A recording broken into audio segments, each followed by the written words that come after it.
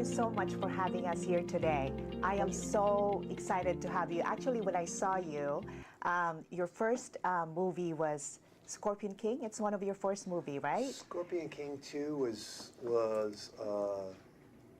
one of the bigger movies I got the opportunity to do. My very first movie was Cradle to the Grave. That's right, which is about yes. 15 years ago. Yes. And I guess it was 4 or 5 years later I got to do Scorpion King 2. I've done about 30 movies now. So. And you've been on Hawaii Five-0. I mean, you're such a busy Hollywood celebrity. You've been on Expendables, yes. recurring role. And when I saw you in Hawaii Five-0, I said to myself, I want him on the show. Wow. And it's just so fascinating to me that Noel reached out to me and said you were going to be in town. Yeah. So this was like an impromptu, and I am so grateful that you gave us this time. Extreme Couture, and it worked out. Yeah. Yes. So you are one of the most famous names synonymous with the growth of UFC. How does that feel? I don't know, maybe a little bit strange because I have kind of an estranged relationship with the company and Dana White. And they don't care much for me, to be frank. I haven't been to a UFC in going on 5 years. Oh wow! So it is what it is. We focus on the sport, not just one promotion, and we have a great group of guys here at Extreme Couture, a lot of up-and-coming fighters, and that fight across the board in all the promotions and are doing a great job. And we have to focus on that.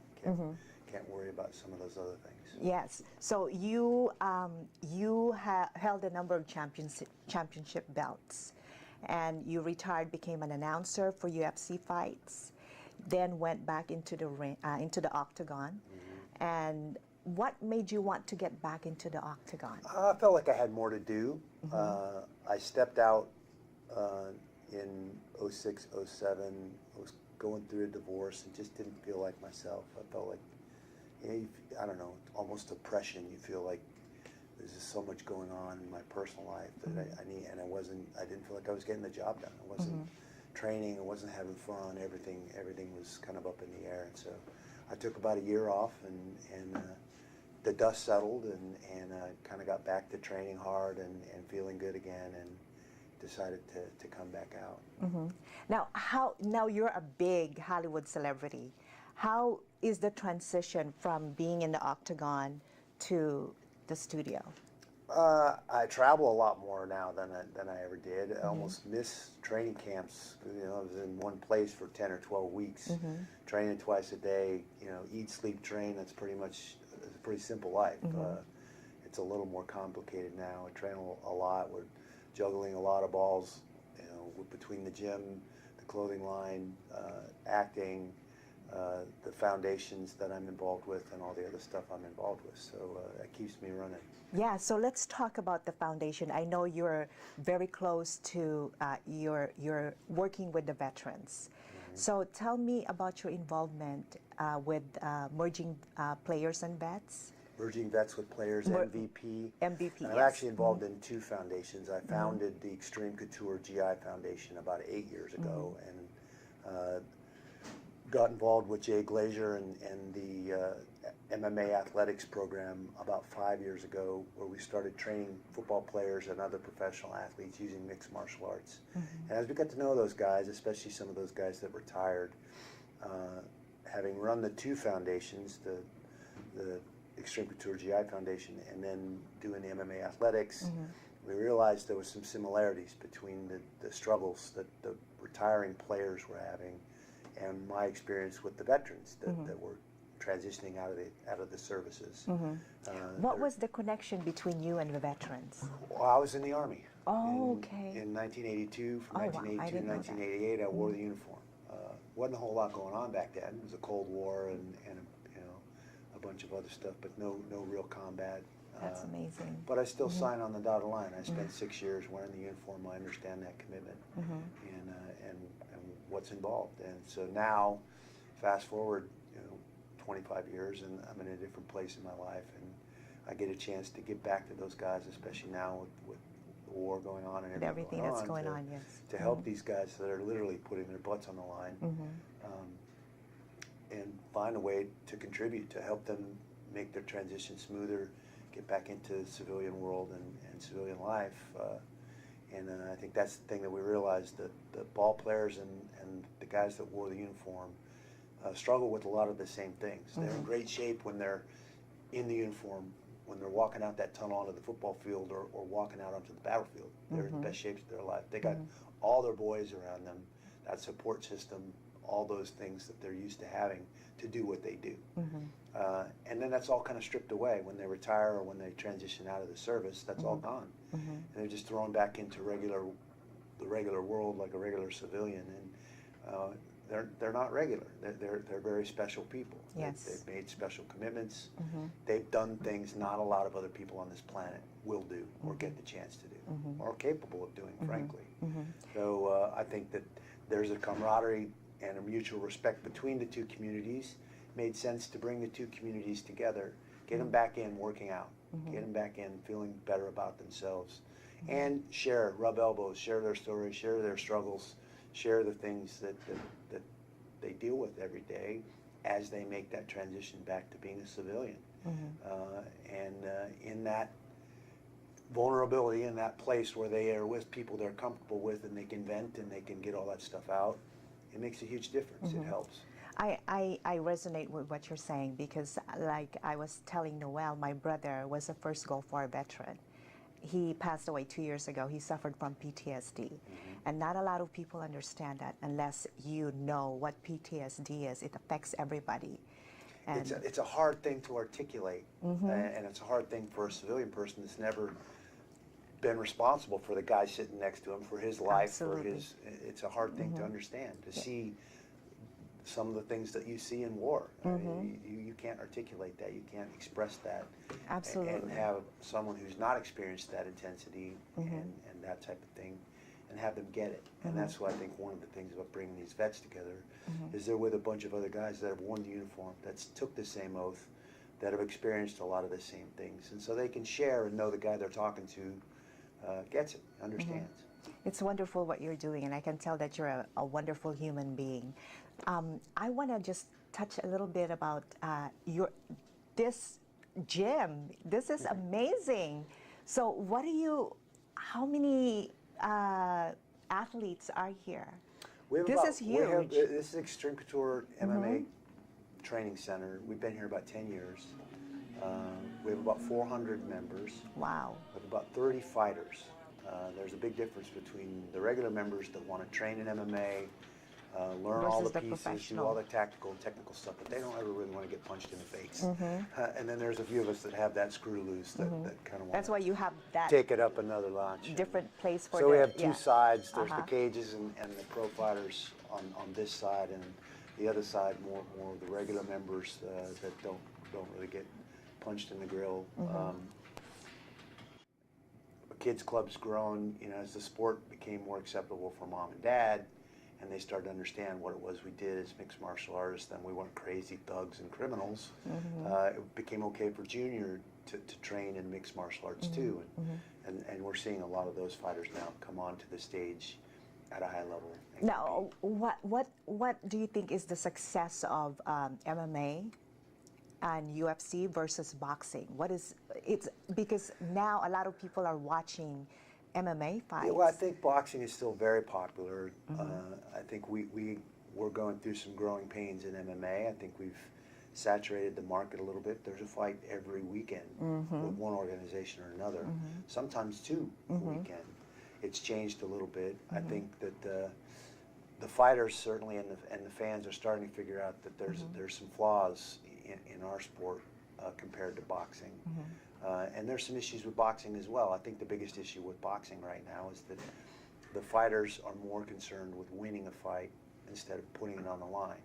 When I watched Hearns and Hagler back in the day, or Frazier and Ali back in the day, you knew somebody was getting knocked out of the can. Those guys let it out. They weren't worried. remember that. They got after it, and I feel like boxers now are a little more conservative. They do what they need to do to win the rounds, to win the fight, but they don't put it on the line quite the way they used to. And I think that's something that fans get discouraged because they see a fight and it doesn't go the decision wasn't what they thought it was going to be. It wasn't as exciting as they thought it was going to be. Where in MMA, there's so many ways to win or lose a fight. It's a very exciting engagement. Exhilarating, yes. I think we need to clean up some things. Yeah, in our I watched sport. you at Mandalay Bay when you had that the fight. I've been watching you. So, has there been a difference or change from the time that you started to now? Oh gosh, it's night and day. Yeah, it was a completely different animal back in '97 when I started. You know, we weighed in the lobby at the Holiday Inn for my first fight. It was just the fighters and their seconds. There was no fanfare. There was nobody there. I hadn't actually seen my opponents until I stepped on the scale that day. Wow. And there was about 1,500 people in that civic auditorium in Augusta, Georgia, and I don't think any of them knew who was on the fight card either. They just wanted to see fights. And there were more fights in the stands than there were in the cage that night. It was a different crowd. It was a tractor pull crowd. It was a rough, pretty rough event. Now do you have Hollywood celebrities? It's like everybody. You know, they're cordoning off and in half of the arena, 8,000 people showing up just for the weigh-ins. It's on ESPN Live. It's everywhere. It's a whole different animal now than it was back then. And you know, I think we've seen the sport explode. I think we've seen it grow globally. It's in every country.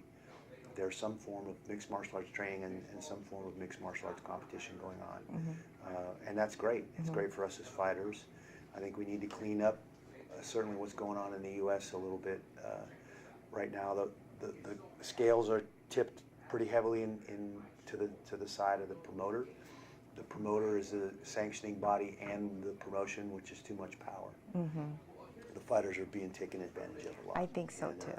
Yes. So we're mixed and I martial think you're arts a big, fighters. big advocate of that. Mixed Martial Arts Fighters Association is working hard to get the Muhammad Ali Act expanded from boxing to cover all combative sports, including us as mixed martial artists, and that will balance that power out and give us a chance to negotiate for our market value and get a bigger piece of the revenue that comes in from the sport that we put so much into, and not have the huge percentage of that just go to the promoters. That's what happens now. I completely agree.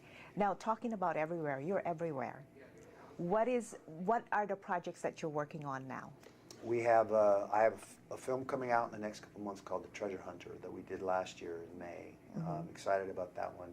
To play a lead character is a lot of fun, kind of a modern version of an Indiana Jones type character. Wow, I can't wait to see that. So it was a lot of fun. Excited about that film. We've got 3 films kind of in the pipeline now. One is called Rust Belt, which is a script that I've been aware of for 5 or 6 years. Excited to get to play this character. He's got a lot of depth, and it's one of those roles that I feel like might push me down the road a little. Get me a little more solidified as not just an athlete trying to act, but a bona fide actor. And I think that's a hurdle I've been trying to get over for a while. We have a script that my girlfriend actually wrote called Dark Angels, and that I think we're going to get to make that film both as a producer and an actor sometime in the spring here. Amazing. And then Expendables 4 is coming up. And coming up sometime this summer. We'll shoot that, so it probably won't be out until 2018, but obviously excited to get back together with all the guys and make another Expendables. Now, are you more excited about acting or being in the octagon? Well, obviously I've retired from fighting going on 6 years ago, and that was a big decision for me to hang them up and know when to say when and kind of go out on my own terms, which I think is a rare thing in professional athletics nowadays. I don't miss it. I think I got out at the right time. Like I said, the sport's going through some growing pains, and there needs to be kind of a correction in the sport right now, and I think that's coming. But and I'm happy to be a part of that process. But I'm also happy that I can focus on acting. We can do 5 or 6 takes until I get it how I want it. You don't have that luxury in a fight. Now, we know you as a fighter, a champion, an actor, a businessman. And just sitting right here next to you, I know that you're I can tell that you're a very humble guy. What else should the viewers know about you? What is it that you can tell us about you that people may or may not know? I don't know. I'm a pretty normal guy. I have 3 wonderful children. You know, Ryan fights in Bellator. And Yes, has been fighting for a while. I read that. My daughter is a social worker up in Portland, Oregon, and my youngest, my son Caden, lives in Bend, Oregon, and is doing karate and playing guitar and you know, being a teenager. Wow. How old are they? How old are your kids? Well, Ryan's 34 and Amy's 32, and then Caden is going to be 14 this next month. You have a 34-year-old son? Yeah, Ryan. Oh my goodness, you don't even look like you have a 34-year-old son. Oh my gosh. But so, you know what, when you do your other movies, where can you have a website that people can go to and just follow you and Randy check? the Natural Couture is my fan page, and there's a lot of stuff on there. You can usually find where I'm at. I'm going to be in St. Louis this week for the NCAA Wrestling Championships, and we're going on Friday up to Syracuse, New York for the World Series of Fighting. I'll be doing some color commentating for them, so I'm excited to be back in behind the mic, so to speak, for some fights, some MMA fights. That'll be fun. This has been such a great opportunity. I can't even begin to tell you. I thank you so much for being here. Yeah, thank you. Thank you. Appreciate it. And check out MVP and MVP.com and our website. Come to Unbreakable in LA and help us with, you know, meet some vets and get a workout with us, or come here to Extreme Couture in Las Vegas. And that's every Tuesday, every Thursday. You guys have it here at 2 o'clock. Thursday at 2 in the afternoon. We're trying to grow that program nationwide. And thank you so much for your service and everything else that you do for the community. Pleasure. You're such an awesome person. Thank you.